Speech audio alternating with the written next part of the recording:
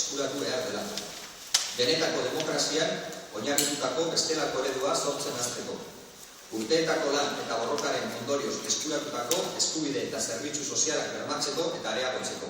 Hezkuntza, osasungintza eta etxebizitza eskubideak bermatzeko. Garapen ekonomiko soila baino, garapen soziala egi bihurtzeko eta naturarekiko errespetuan oinarrituko den ekonomia bultzatzeko. Langileen eskubideak bermatzeko eta ondasun eta lanaren banaketa eragingo duten politika fiskal, laboral eta publikoak bermatzeko. Emakumeen eskubideen errespetua.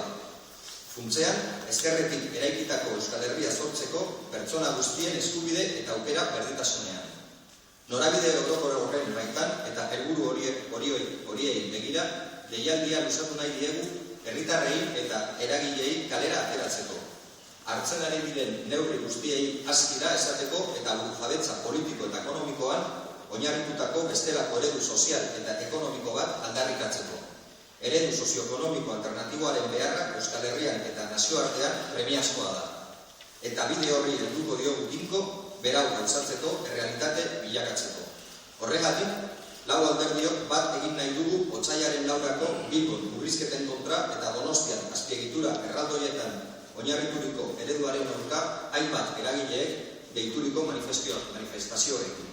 Era berean, agerraldi honetatik Alternatiba, Aralar, Eusko Alkartasuna eta Ezker Abertzaleak otsailaren 11ako Bilbo, Donostia, Gasteiz eta Iruñan deitu ditugun manifestazioen berri eman nahi dugu.